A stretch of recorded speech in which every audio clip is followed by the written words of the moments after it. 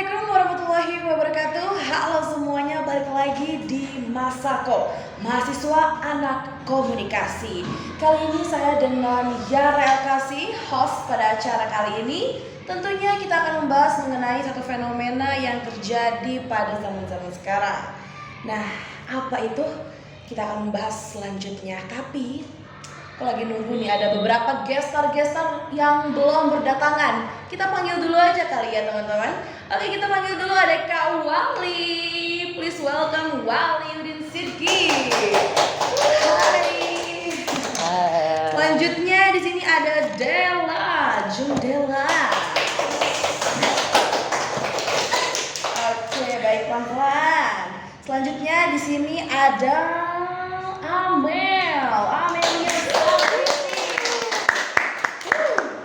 Selanjutnya di sini ada Nurul Zakia. Lalu kita lanjut lagi dengan ada Opik saja. Oke, setelah Opik ada siapa lagi? Ada Raka Asep. Yang terakhir pastinya tidak mengurangi spesialnya kita nih, ada Zulfa. Oke, gimana nih teman-teman kabarnya yang sebelah kanan saya? Alhamdulillah baik. Alhamdulillah, seluar biasa itu ya pada hari ini ya. Dan yang sebelah kiri saya gimana kabarnya nih? Alhamdulillah baik. Alhamdulillah, puji Tuhan ya, alhamdulillah. Puji Tuhan itu alhamdulillah teman-teman. Oke, teman-teman, hari ini kita akan membahas mengenai salah satu fenomena yang terjadi pada zaman sekarang, dan ini adalah fenomena yang sangat amat negatif, yaitu pelecehan seksual yang terjadi pada bisa dikatakan orang-orang yang sebaya dengan kita, dan bahkan satu ini dengan kita, ada seorang mahasiswa gitu. Jadi kenapa kita akan mengangkat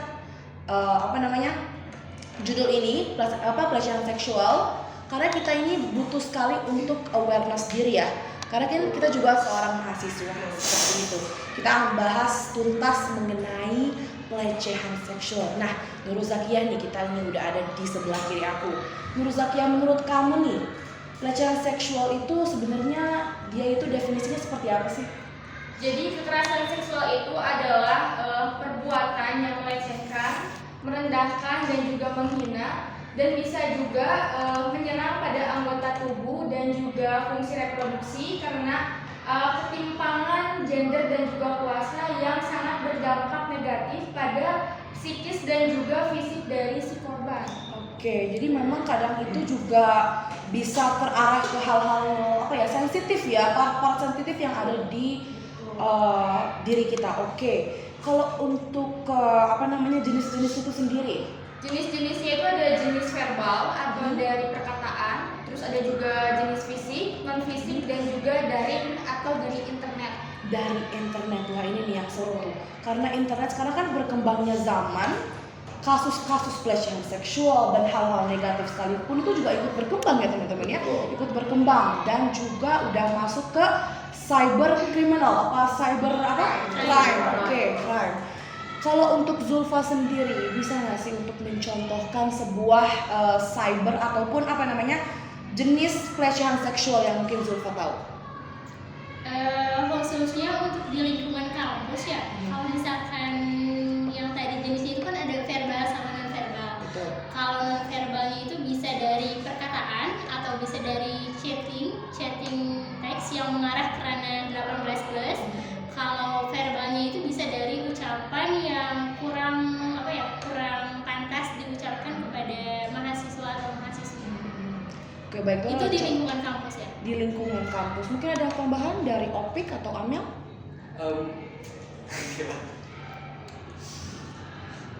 Boleh ya. Mengambil nafas dulu itu penting loh teman-teman, buat kelancaran peredaran darah juga. Baik, boleh Opik? Ya, mengurangi rasa grogi. Kenapa sih? Kita tadi ngomongin soal contoh dari kekerasan seksual. Betul. Oh iya, aku juga punya contoh nih. Kan kalau kita biasanya kan suka ngirim stiker di WhatsApp. Iya, Oke. Kan ada yang tanda kutip kurang. Berbau-bau mengarah. Ya. Iya kan? Padahal kalau kita lihat di grup itu ada cewek yang ada laki-laki Iya, juga. betul. Itu juga merupakan salah satu pelecehan seksual yang marak yang terjadi sekarang itu di Betul, khususnya di betul, lingkungan betul. mahasiswa. Soalnya apa? Menganggap itu sebuah percandaan ya. Iya. Percandaan. dilindungi dengan kata bercanda. Nah, bercanda kali gitu kan. Namun Padahal mengarah kalau ke kita ulik lagi, seksual. padahal kalau kita ulik lagi tuh mengarah kepada seksual. Seperti itu. Mungkin ada Amel tambahan? Contohnya ada juga yang kayak misalkan menyentuh ataupun memeluk.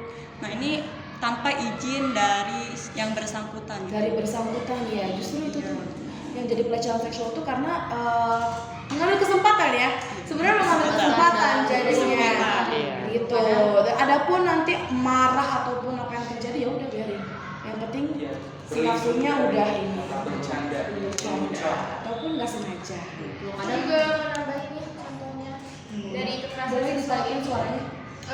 Contohnya itu kayak penyebaran informasi atau data tidak sesuai dengan itu kayak perizinan dari orangnya gitu. Terus Kurangnya kredibilitas. terus kayak itu berikut dengan kayak gambar-gambar dianya gitu. Itu kan Ada bahaya yang banget ya. beneran. Kayak AI sekarang mungkin ya yang bisa ngubah. Betul, betul. Iya, doxing nggak sih kayak gitu? Iya bisa. Masuk sih. Iya deh. Ya jadi kayak gitu kan. Jadi Nah justru itu tuh perkembangan zamannya semakin maju, negatifnya juga ikutan maju. Iya. makin banyak Yes. juga iringan. Karena sekarang juga Spotify. lebih gampang di dunia internet ya. Iya. Betul. Apalagi di Cepet dunia maju. internet itu lebih luas gitu. Kayak siapapun misalkan Zulfa atau Amel gitu bisa langsung kena gitu dari pelecehan seksual misalnya gitu kan. Tiba-tiba mereka tuh ada yang ngirim gambar kayak kelamin lah atau apalah gitu. Iya. Betul, betul. Jadi tadi juga dibilang sama Raka, dia lebih luas dan lebih cepat tentunya ya. Lebih cepat ya, betul. Oke, tapi kan kita berbahas soal pelecehan seksual. Sebenarnya apa sih faktor dari pendorong dari si Oke. pelecehan seksual ini gitu? Sebenarnya ada banyak banget nih faktor pendorongnya itu. Ada faktor individu, faktor hubungan dengan lingkungan sekitar gitu ya, faktor masyarakat dan lainnya gitu ya. Terus juga misalnya dia tuh minum alkohol. Nah, itu juga salah satu faktor yang Pendorong menyebabkan banget gitu ya. itu dari Memicu individu sekali. ya. Terus juga ada fantasi seksual yang berlebihan akibat menonton film porno. Nah, itu sih yang harus dihindari ya, Ya apalagi makanya kenapa benar sekali yang emang menganjurkan Iya. untuk stop nonton seperti itu. bokep ya, bisa dibilang porno. Betul. Seperti itu ya. Itu tadi. Iya. Kenapa? Karena itu dapat mempengaruhi pikiran. Iya, betul sekali. Merambat sekali sebenarnya negatifnya itu. Oh iya, aku juga pernah baca nih ada itu artikel yang memuat bahwasanya menonton video yang seperti itu Porno. katanya dapat menimbulkan hasrat Hasrat yang seksual. yang mana nantinya Iya. itu bakal terjerumus ke dalam Tindak Itu. Pelecehan itu Iya. tadi ya, karena mereka juga pasti ingin, aduh gimana ya saya mau Menyalurkan. menyalurkan, gimana dong menyalurkannya, betul pasti Karena ada penasaran dan puasan itu tadi, rasa kepuasan. adrenalin itu Seperti seperti tertantang gitu. Iya kan, aduh Berarti dampak dari video porno itu tuh yang sering dikonsumsi gitu, itu dapat mengganggu saraf-saraf di kepala. betul. Jadi dapat merusak pikiran. Jadi bukan hanya mental tapi Iya. secara bisa dibilang secara medis, secara physically juga kena teman-teman. Betul sekali. Terus ada juga kan kenakalan remaja ya, sekarang banyak banget kan kenakalan remaja yang ada di lingkungan pendidikan khususnya gitu ya.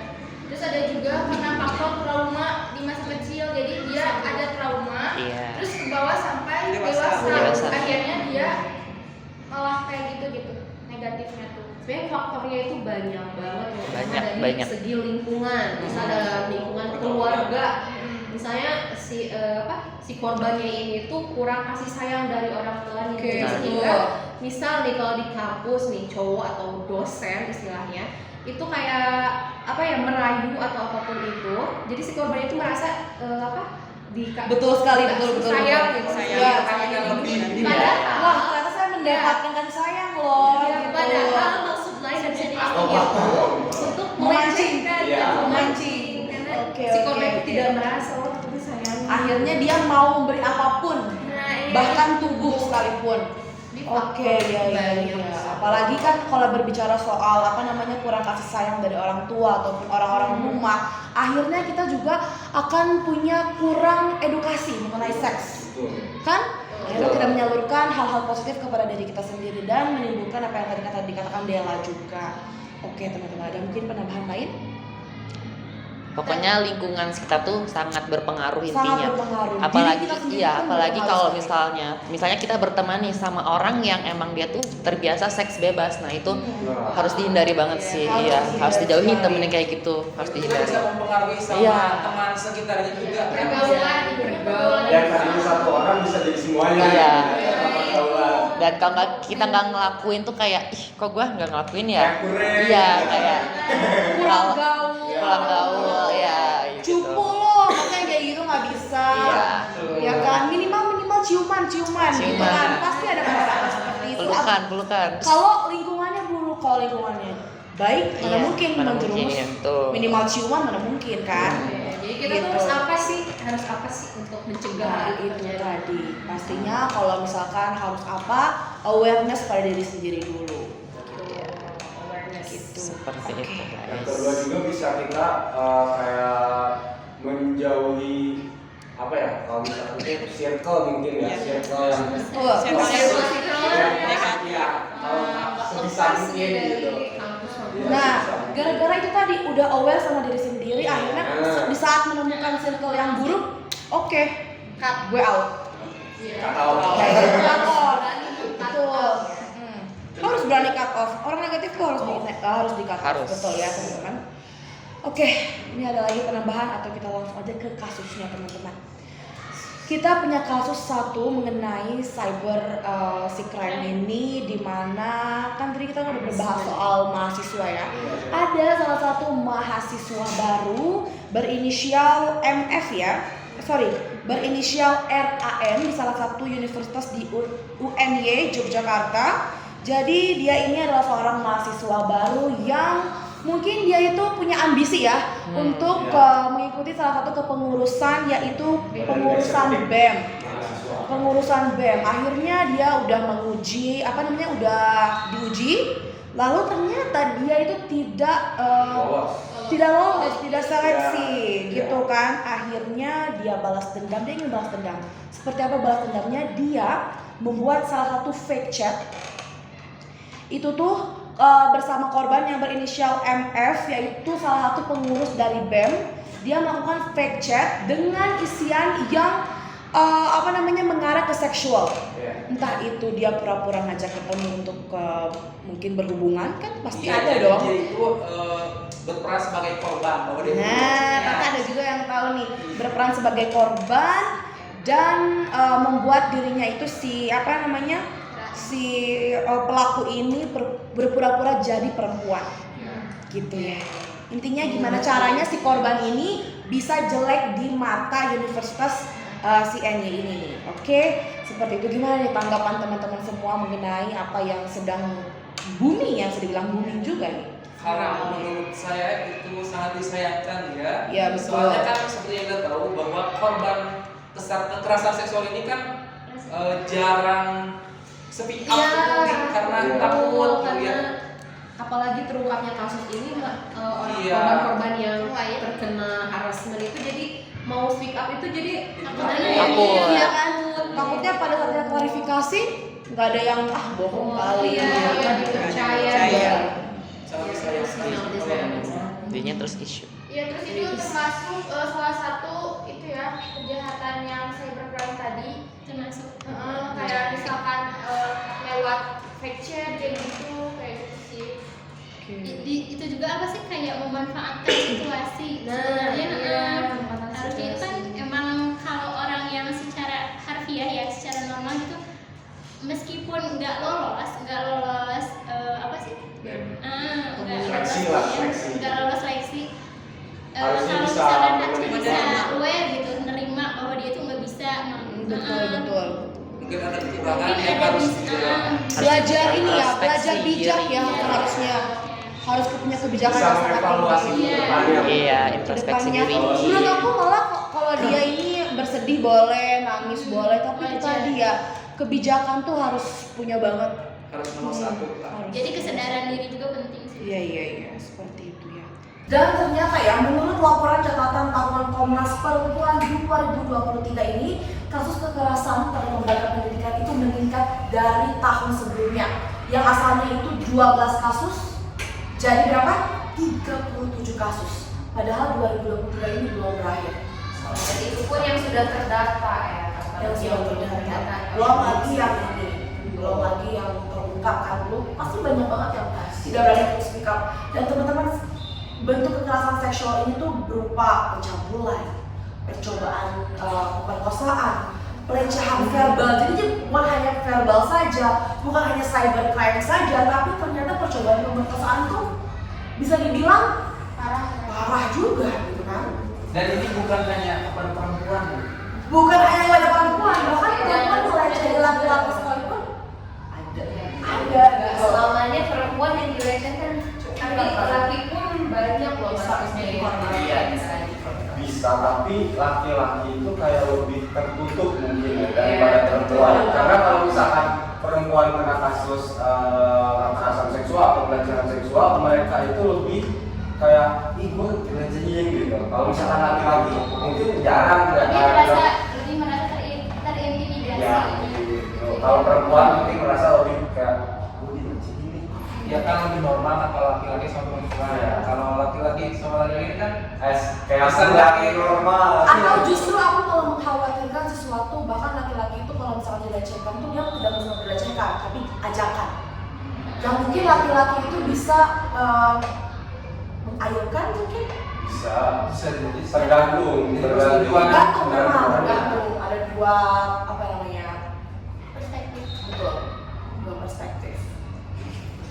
Merinding ya, sampai merinding nolong-nolong. Jadi gimana nih takut. Biasanya kalau orang begini adalah manusia-manusia benar. Amin. Oke, baik.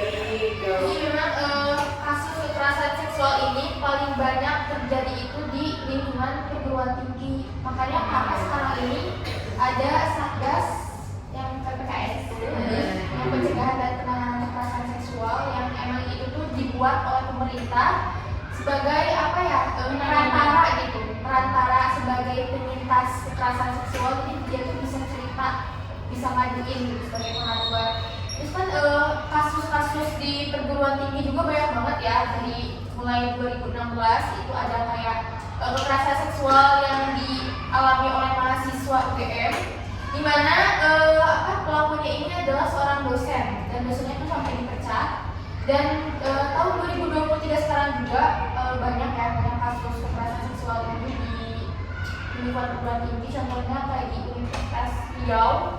Itu tuh dilakukan oleh gubernur atau ketuanya kayaknya ya, ketua BEM gitu.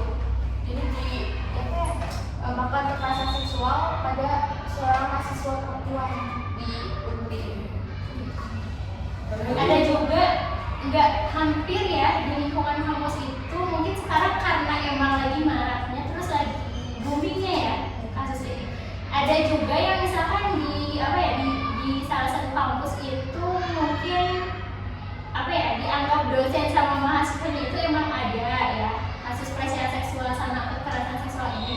Cuman karena adanya inklusif dari satuan kampus itu, maka si korbannya ini ditahan sama pihak kampusnya. Oh ya, kadang Ya, ada beberapa kasus yang kampusnya itu menutup. Iya. Demi citra baik kampus itu Makanya dari itu pemerintah itu membentuk Satgas PPKS itu, dan kebetulan nih aku sama Nurul itu jadi sebagai salah satu anggota Satgasnya. Tepuk tangan dulu dong. Hebat loh, ini hebat, itu aktivitasnya hebat sekali. Iya, jadi Semangat ya. Jadi kalau ada apapun itu yang berkaitan dengan kekerasan seksual, sexual harassment, kalian itu bisa menghubungi teman terdekat kalian atau menghubungi kita sebagai Satgas. Jadi gencar-gencarnya banget gitu oleh komunitas. Setiap kampus itu pasti ada, makanya jangan takut untuk speak up seputar kekerasan seksual yang dialami. Karena menurut aku viewers yang bijak itu juga mereka akan bisa mencerna juga apa yang disampaikan.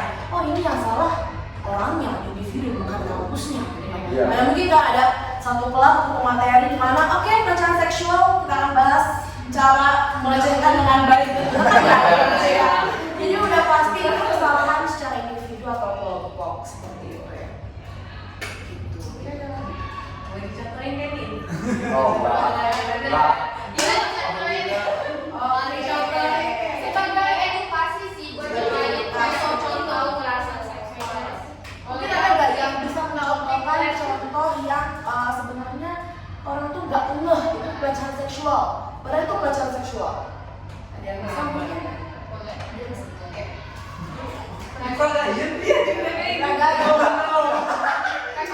Oh iya.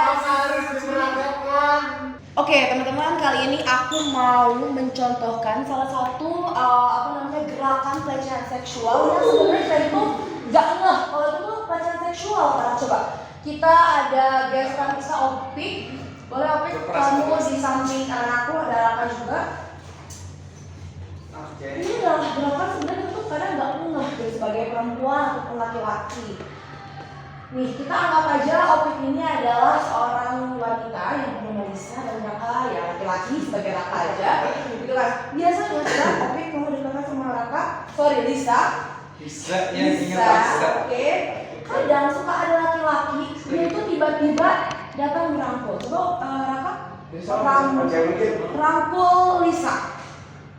Seperti ini. Seperti itu kadang. Jadi mereka labanya pelan-pelan, menghayati itu tuh. Padahal kita tuh tidak merasakan mungkin mau merangkul doang kali gitu kan sebagai bestie gitu Ya, kan. jadi kayak normal gitu ya. Normal padahal tidak tahu apa ya dari hatinya apa kepuasan Ada yang maksud dia dapat. tersendiri mungkin. Betul kayak gitu dan masih banyak lagi. Contohnya salaman.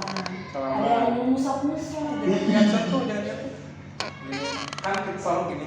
Salaman ini makanya paling aman sebenarnya kalau antara lawan jenis itu salamannya kayak Oh enggak gitu. gini. Itu boleh. Boleh seperti itu. Tadi Oke. boleh kali-kali begitu Boleh, ya. boleh. Seperti itu karena itu tadi mereka itu bisa dibilang modus. Ya. Modus kurangku, modus Sama. ini. Padahal mereka punya niat sendiri di hati. Oh, puas Oke, boleh duduk lagi. Oke teman-teman, tadi udah kita kasih contoh seperti apa pelecehan seksual. Tapi ada satu hal yang menurut aku menjanggal sekali di setiap kasus pelecehan seksual, yaitu victim blaming atau apa? Menyalahkan gitu kan, atau bisa dibilang kayak apa namanya sih? Playing victim seperti itu ya.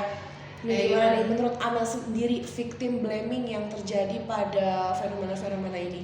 Misalkan itu kayak menggunakan pakaian yang terbuka gitu, jadi disalahkan gitu. Karena Disalahkan, pakaiannya nih, gitu. karena terbuka nih, jadi mengundang hasrat gitu. Iya, suka lah salah dia, sebetulnya dia pakai celana pendek, Iya. sebetulnya dia pakai tank top gitu kan. Banyak Padahal ya. kan Suruh dia keluar malam sendiri. nah kan gitu kan, padahal kita belum tahu kenapa dia keluar Iya. malam ya kan. Karena kan kalau Mungkin darurat, kan kita nggak tahu. Terus juga dari pihak kampus ya, tantangan yang berat untuk pencegahan kekerasan seksual ini karena kurangnya kayak Kurangnya apa nih? kayak kesadaran di Sama dalam ketegasan. kampusnya, misalkan kayak yang tadi satgas itu belum iya. diberlakukan di bulan ini karena memang satgas ini belum menyeluruh ya gitu, jadi Karena kurangnya edukasi iya memang kayak gitu ya, jadi dianggapnya tuh kekerasan seksual tuh cuman masalah yang sepele. Biasa. Masalah yang sepele atau mungkin kayaknya nggak bakal deh hari ini, atau nggak akan bakal terjadi gitu kan. Nanti paling ada laporannya, paling ada laporannya kayak gitu. Mereka selalu dari ngomong hal seperti itu. kecil bisa terjadi. Iya betul. Oke, berarti kita udah tahu ya bahwa kalau kasus kayak gini juga ada loh yang victim blaming. Padahal itu sangat bodoh sekali. Udah melakukan hal bodoh, hal buruk, tapi tetap ada aja yang mereka, aduh ini harus mencari kesalahan korban gitu kan, agar korban terlihat buruk sekali. Oke. Tapi menurut teman-teman sendiri untuk kasus seperti ini gitu kan, dan kasus yang lain juga, sebenarnya apa sih tantangan pencegahannya itu? Tantangan pencegahan untuk agar tidak terus timbul lagi kasus seperti ini. Mungkin caranya bisa kayak memfilter lagi gitu. Misalkan kalau dari texting ya, teks chat gitu, teks WA dari Instagram, di DM atau khususnya di kalau WhatsApp kan pasti sekontak kan. Harus lebih bisa memfilter gitu. Terhadap gaya komunikasinya. Misalnya orang ini tuh biasanya komunikasinya pakai cara ini, terus tiba-tiba pasti ada sedikit gambaran yang beda gitu. Kalau misalkan ada yang berbau 18+. Terus kalau misalkan Tapi dari kan kalau misalkan di Instagram kita nggak bisa ngontrol orang-orang Iya, yang kalau mau di DM kan. Mungkin ya tantangannya seperti itu. Mungkin ada usaha kita untuk merangkul orang-orang untuk Mungkin, berbuat iya. positif. Tapi lebih ke kesadaran diri masing-masing. Iya, kesadaran itu seperti itu susah sekali gitu ya. Mungkin itu tantangannya. Mungkin ada tantangan lain yang mungkin kita anggap aduh susah sekali nih untuk mengurangi angka seksualnya ini nih. Terus Kasus. ada ini anggapan suka sama suka. Iya. Oke. Maka dia suka digituin kayak gitu-gitu. Terus jadi gak ada salahnya ngelakuin itu kan ya. Oh, jadi iya. akhirnya si korban ini bukannya ditangani tapi malah disalahkan. Tapi kalau setahu saya sendiri sih, kalau misalkan laki-laki sama perempuan, kalau si perempuannya bisa nerima misalkan bentuk pelecehan apapun, dia nggak ngerasa bahwa itu pelecehan, Keberatan, dia nggak keberatan, berarti ya Pasti bukan termasuk sebuah Iya. pelecehan.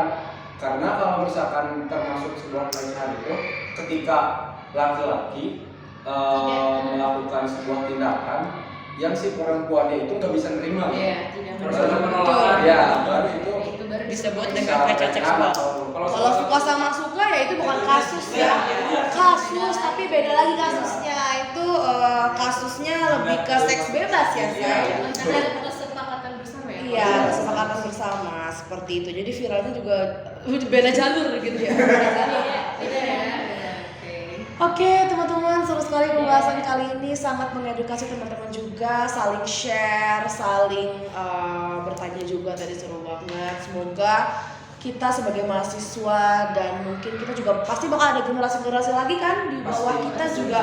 Jadi saya harap teman-teman juga di sini yang nonton juga untuk bisa nih sedikit demi sedikit untuk mengedukasi teman-teman di sekitar gimana caranya kita bisa aware. Karena lagi-lagi ini selalu saja bentuk negatif manapun pasti berawal dari diri kita sendiri. Gimana cara kita aware? Betul teman-teman? Oke, saya harap dengan cara teman-teman mengedukasi diri, awareness itu kita bisa untuk mencegah dan tidak menjadi korban, apalagi pelaku. Amit-amit ya kalau kita jadi pelaku tiba-tiba aku dengar siapa yang jadi pelaku, astagfirullah, baru aja kita bahas ini masanya jadi pelaku, ya kan? Kalau jadi korban kan itu bukan dari tangan kita ya kan? Kalau jadi pelaku itu pasti dari tangan kita dan hati dan pikiran. Oke teman-teman, seru banget pembahasan kali ini. Kita udah di akhir waktu. Seru sekali ya. Mungkin kita bisa podcast lagi kayak gini ya teman-teman. Oke semuanya, terima kasih nih yang di paran aku ada Opik, Zulfa, Amel, Wali. Thank you so much udah hadir di Masako, mahasiswa anak komunikasi. Dan ada Dela, Nurul dan Raka. Thank you ya udah hadir. Semoga bisa ngobrol. Ini benar-benar generasi sehat sih insyaallah ya. Oke, saya Yara sebagai hostnya undur pamit. Bye bye. Bye.